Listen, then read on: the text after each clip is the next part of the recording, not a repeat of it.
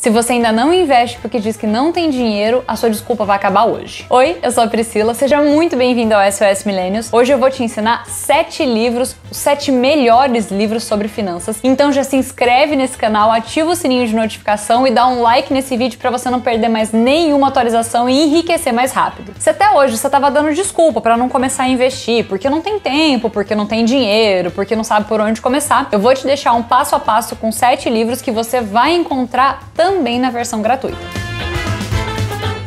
Se você ainda não começou a investir porque tá se dando desculpa, que não tem tempo, que não tem dinheiro, que não sabe como fazer isso, hoje eu vou te mostrar 7 livros que vão te tirar do absoluto zero até te tornar um investidor. E alguns deles têm versão grátis até em audiobook, sabe, no Spotify. Então assim, dinheiro já não é mais uma desculpa. E tempo também não, né? Porque quem não tem tempo de colocar um fone de ouvido e escutar um livro? Tá bom?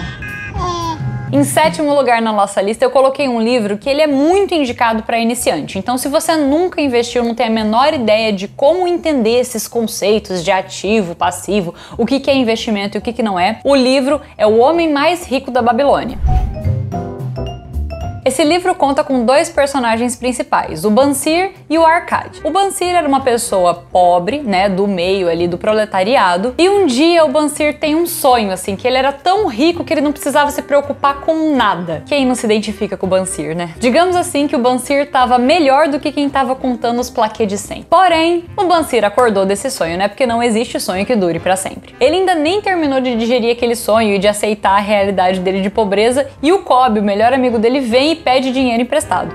Olha, me empresta uma grana aí. Então, no meio de um acesso de raiva, com reflexão, ele começa a analisar a sua situação de miséria. Ele desabafa com o Cobb que, mesmo tendo trabalhado mais da metade da vida dele arduamente e morando numa cidade muito próspera da Babilônia, ainda assim ele não tem um ciclo sequer. Ciclo é o nome da moeda ali do local. Enquanto ele estava no meio daquela situação de revolta reflexiva, ele começa a olhar os escravos do rei levando água para os jardins suspensos e fala assim pro Cobb: tá vendo, Cobb, aquilo ali? A gente não é muito melhor que esse pessoal, além do fato da gente ser livre, porque no fim das contas a gente é escravo do dinheiro de qualquer jeito. Ao longo dessa conversa eles chegam à conclusão que a vida deles se resume em trabalhar incansavelmente para ganhar só o suficiente para sobreviver e que eles tinham que encontrar alguém que ganhasse muito bem, que fosse muito rico, para entender qual era o segredo, o que estava faltando no trabalho deles. Nesse momento eles lembram que eles conhecem o Arkady, que é um homem muito rico, ele é considerado o homem mais rico da Babilônia, mas ainda é uma pessoa acessível, dá pra conversar com ele. Pensa assim, conversar com o Arkady equivale a conversar tipo com o Bill Gates,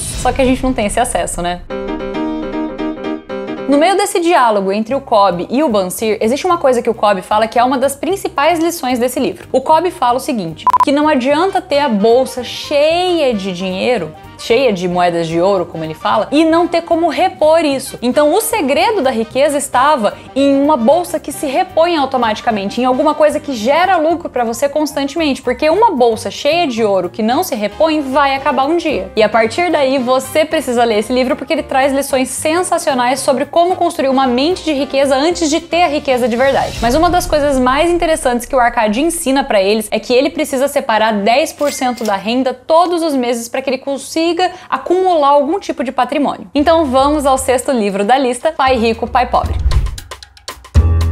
Esse é um livro também muito difundido, você já deve ter escutado a recomendação dele em vários lugares, mas eu vou te dar uma noção do que você vai encontrar nele. Basicamente também é um livro para iniciante, mas ele vai te ensinar alguns conceitos muito importantes. Passivo, ativo, você vai conseguir entender aonde você está colocando dinheiro demais e não está tendo retorno e aonde você deveria estar colocando esse dinheiro. Esse livro conta a história do Robert. Ele cresceu com 2 figuras paternas, o pai de verdade, o pai biológico dele, e o pai do Mike, que era o pai de um amigo dele. O pai dele era muito instruído, era uma pessoa muito inteligente, ele tinha até um PhD, ele era muito reconhecido no meio acadêmico. Já o pai do Mike não tinha nem o ensino médio. Eu tô te recomendando aqui pra não fazer faculdade? Óbvio que não. O que eu tô te dizendo aqui é que existem alguns conhecimentos que não são técnicos e que você só vai aprender conforme a vida te ensinar. Pelo menos até agora não colocaram educação financeira na escola. Desse jeito eu não sei. Os dois tiveram carreiras bem-sucedidas, mas enquanto um trabalhava todos os dias para conseguir ter qualidade de vida, para conseguir ter algum dinheiro e às vezes passava por dificuldades financeiras, Olimpíadas, o outro se tornou o homem mais rico do Havaí. Os dois acreditavam em educação, mas eles pensavam de forma diferente, inclusive sobre dinheiro. E o Robert vai crescendo e escutando as duas influências, até que em algum momento ele decide quem ele quer seguir. Se você é investidor iniciante, essa leitura é obrigatória, porque vai te ensinar alguns conceitos muito importantes para começar a investir. Mas uma das principais diferenças entre os pensamentos do pai rico e do pai pobre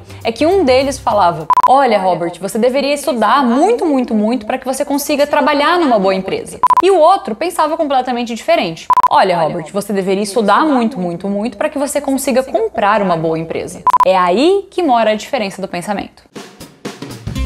O quinto livro é o Pense e Riqueza, do Napoleão Hill. Esse livro é extremamente rico em exemplos de como o seu subconsciente materializa tudo que você de fato consegue na vida. Isso nem é papo de coach. Realmente, tudo que você vai fazer na vida antes passou pela sua cabeça. Se você tem uma família hoje, você planejou ela antes. Se você tem um carro hoje, você planejou ele antes. E na verdade, isso segue a ordem natural das coisas. Então, se você já leu os outros dois livros, esse livro vai te dar as ferramentas necessárias para começar a construir sua riqueza. Em quarto lugar, Faça Fortuna com Ações. Esse livro, ele remete a uma passagem bíblica sobre um grão de mostarda e a eficiência que esse grão de mostarda tem em se transformar numa árvore muito frutífera. E para quem já viu um grão de mostarda, tem mais ou menos esse tamanhozinho, se transforma numa árvore gigantesca que até os passarinhos conseguem parar nela. O autor cita essa passagem para dizer que até o pequeno investidor que tem muito pouco dinheiro, igual um grão de mostarda, se ele tiver consistência e persistência, ele vai atingir resultados que ele nem imagina. O objetivo desse livro é te ensinar o que é uma ação e como entrar nesse mercado, e que você pode acumular uma fortuna só tendo disciplina e constância. E paciência, é claro. O terceiro livro é O Jeito Peter Lynch de Investir.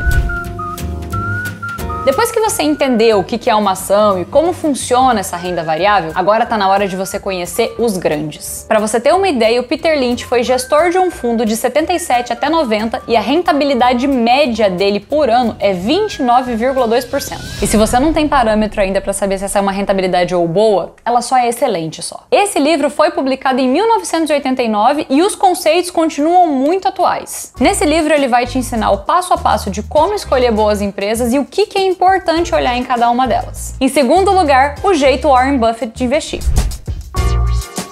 Agora que a gente já passou pelos ensinamentos do Peter Lynch, a gente vai adentrar a forma de investir do Warren Buffett. Esse é um livro preciosíssimo e nele você vai encontrar os 12 passos que o Warren Buffett utiliza antes de decidir se ele quer ou não quer se tornar sócio de uma empresa. Nesse livro você também vai encontrar várias dicas para trabalhar seu emocional. Nem sempre você ganha na bolsa, mas trabalhar o emocional é a parte mais importante entre ganhar com frequência e perder com frequência. Você também vai encontrar a forma como o Warren Buffett delimitava limites para ele mesmo, das empresas que ele comprava e das que ele saía. Até porque investir não é exatamente um mar de rosas, mas quanto mais conhecimento você tem, mais segurança você tem na tomada de decisão. Antes de eu te contar o primeiro lugar dessa lista e o meu preferido, se você ainda não deixou um like nesse vídeo, deixa um like para fortalecer o canal agora. Aproveita e já compartilha esse vídeo com aquele amigo que vive dando desculpa pro dinheiro que tá na poupança. Em primeiríssimo lugar, O Investidor Inteligente, do Benjamin Graham. Gente, esse livro é de cabeceira para todo mundo que quer investir em renda variável, porque sem entender gráfico você não consegue ter lucro na bolsa. O gráfico te ajuda a entender se aquele é um bom momento ou não para entrar na empresa. Mas além da análise gráfica, esse livro também apresenta a análise fundamentalista, que te mostra quais são os detalhes que você precisa ler nos indicadores daquela empresa. Então, na minha opinião, se você já está no nível de investidor, esse é o livro mais completo para te auxiliar nessa jornada.